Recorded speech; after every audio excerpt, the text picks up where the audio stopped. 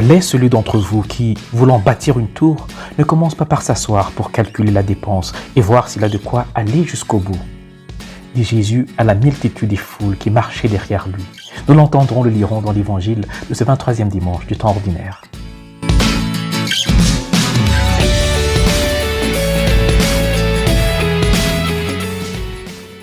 L'évangéliste nous dit qu'une multitude des foules suivait Jésus quand il se retourna pour leur dire « Si quelqu'un vient à moi sans me préférer à son père, sa mère, sa femme, ses enfants, ses frères et sœurs, et même à sa propre vie, il ne peut pas être mon disciple. » Visiblement, ce n'est pas le nombre de suiveurs ou de followers qui compte pour Jésus. C'est davantage la qualité et l'authenticité de ses disciples.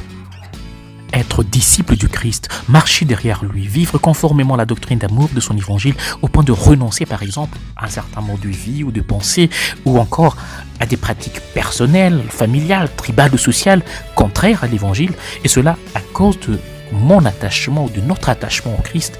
Tout cela n'est pas chose évidente ou facile. Cela demande du sérieux, de la constance, de la cohérence qui font entrer le disciple comme dans un projet de construction qui, une fois les fondations jetées, devient irréversible.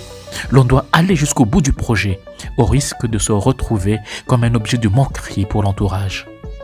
Or, le Seigneur Dieu ne voudrait jamais que l'un de ceux qui veulent le suivre soit objet de raillerie. Être un disciple authentique du Christ, être un véritable follower de Jésus de Nazareth, c'est donc d'abord accepter dans mon cœur et me convaincre de toute mon intelligence que dans le Christ Jésus, le poids du sang familial, tribal, ethnique ou racial pèse désormais moins lourd que l'eau de mon baptême.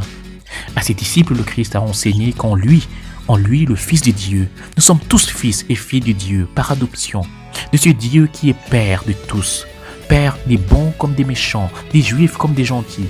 Et j'ajouterais même qu'il est Père des croyants et des non-croyants. Et donc tous, dans le Christ, nous sommes frères et sœurs, enfants d'un même Père qui est amour.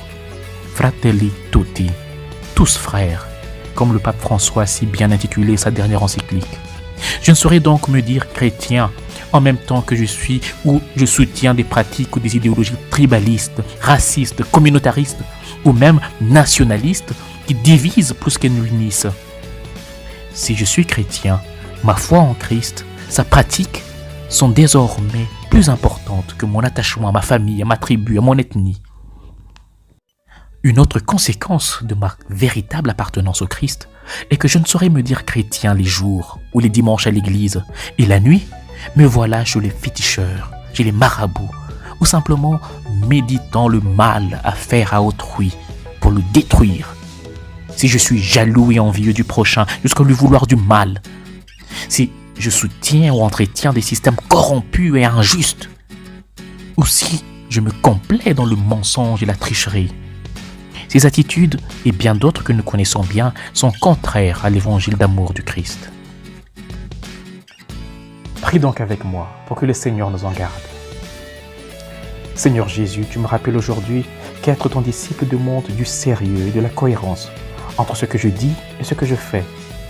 Aide-moi à aimer ce que je professe dans la foi en ton nom, à cheminer avec toi au quotidien dans ce projet d'amour que tu m'invites à construire en aimant sincèrement tous les hommes comme mes frères et mes sœurs.